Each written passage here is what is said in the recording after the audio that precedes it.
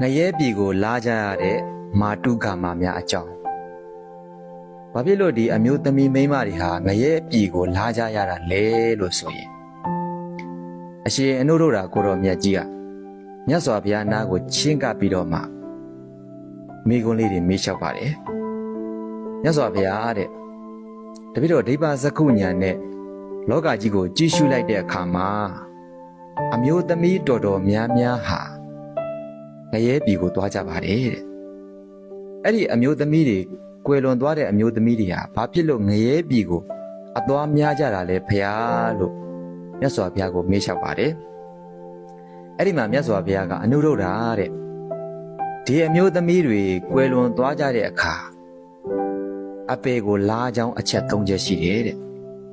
အဲ့ဒီအချက်၃ချက်ကဘာတွေလဲလို့ဆိုရင်နံပါတ်1နာနဲ့မိုးတောက်အလင်းရောက်လာတဲ့အခါမှာကိုယ့်ရဲ့ပစ္စည်းဥစ္စာတွေကိုဝန်တိုတယ်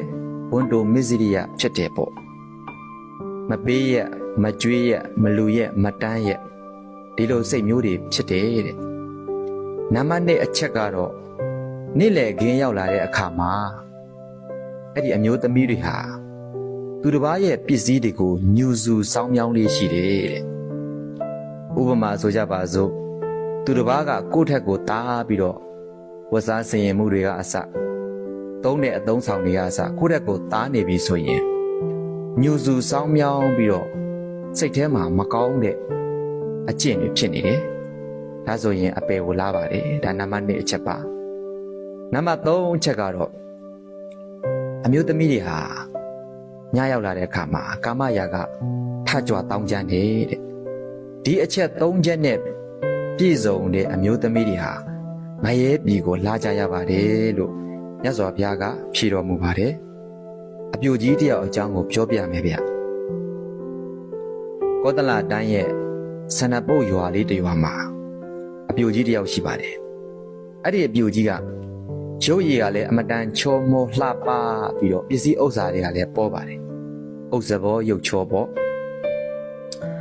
အဲ့ဒီအမျိုးသမီးကြီးရဲ့အိမ်နားမှာခရီးသွားတဲ့သူတွေတဲခိုဖို့အတွက်အိမ်လေးတစ်လုံးဆောက်ထားပါတယ်အဲ့ဒီအိမ်လေးတစ်လုံးကိုအရှင်အနုရုဒ္ဓရောက်ရှိလာပါတယ်အရှင်အနုရုဒ္ဓကမိုးလဲချုပ်သွားပြီဆိုတော့ဒီညဒီမှာတဲမယ်ပေါ့တဲမယ်ဆိုတော့တဲခိုတဲ့အိမ်လေးနဲ့နီးတဲ့အပြိုကြီးကိုပန်ကြားရပါတယ်ဒီမှာသတင်းသုံးကျင်လို့ဒီညဒီမှာကျင်းကျင်တော့အဆင်ပြေမလားဆိုတော့ပြေပါတယ်ဖေဟာလို့အရှင်အနုရုဒ္ဓသတင်းသုံးမယ်လဲလို့ပေါ့တခြားသောဧည့်သည်တွေကစိုက်မြိုက်ဆိုသလိုအဲ့ဒီတဲကိုတဲ့အိမ်လေးကိုရောက်ရှိလာကြပါတယ်ရောက်ရှိလာတော့အပြိုကြီးကလည်းပဲအရှင်အနုရုဒ္ဓကိုရှောက်တယ်အရှင်ဘုရားတဲ့ဟောဒီတဲကိုမဲ့အိမ်လေးမှာလူတွေကလည်းပဲကြက်ကြက်တိတ်တိတ်နေဆိုတော့တဲ့အရှင်ဘုရားအနေရထိုင်ရခက်လိမ့်မယ်တဲ့ဒါကြောင့်မို့တပည့်တော်မအိမ်မှာခရင်လေးတစ်လုံးရှိပါတယ်ဘုရားတဲ့အရှင်ဘုရားအဲ့ဒီမှာလာကြိမ်မလားလို့သူကပင့်ပါတယ်ဒီအပြိုကြီးကရှင်အနုရုဒ္ဓကိုမြင်ကြတဲ့ကတတ်မဲ့နေတယ်ဆွဲလန်းနေတယ်ချစ်ခင်နေတယ်ဗျပြီးတော့ရှင်အနုရုဒ္ဓကလည်းပဲစိတ်ဝန်ခံတော်မူပြီးတော့ကြွတော်မူပါတယ်ညရောက်လာတဲ့အခါကျတော့ဒီပြိုကြီးကအိမ်မှာရှိတဲ့လှပေးတိုက်ရပါပြီဆိုတဲ့အဝတ်စားမျိုးကိုရွေးချယ်ပြီးတော့မှအရှင်အနုရုဒ္ဓရှင်မှာဝတ်ပြပါတယ်ပြီးတော့မှလျှောက်ပါတယ်အရှင်ဘုရားတဲ့တပည့်တော်ပိုင်ဆိုင်တဲ့ပစ္စည်းဥစ္စာတွေကိုလည်းပဲအရှင်ဘုရားသိမ့်ပိုက်တော်မူပါနောက်ပြီးကြတော့တပည့်တော်ကိုလည်းပဲအရှင်ဘုရားရဲ့အပိုင်အဖြစ်သိမ့်ပိုက်တော်မူပါနားလည်အောင်ပြောရရင်တပည့်တော်ကိုယူပါပေါ့ဒီလိုပြောပါတယ်အရှင်အနုရုဒ္ဓကစိတ်ပဲနေပါတယ်မြို့ကြီးကိုလည်းမကြည့်ပါဘူးဒီလိုပြောလို့သူစကားကိုနားမထောင်မှန်းသိတော့ဒီမြို့ကြီးကဘယ်လိုလုပ်ပြတော့ဆိုတော့ခန္ဓာကိုယ်မှာဝတ်ထားတဲ့အဝတ်တွေကိုအကုန်လုံးချွတ်ပလိုက်တယ်ဝတ်လေးစလေးဖြစ်သွားတာပေါ့ဗျာအဲ့ဒီလိုဖြစ်သွားတော့လမ်းလျှောက်ပြတယ်ထိုင်ပြီးတော့မှမြူဆွဲတယ်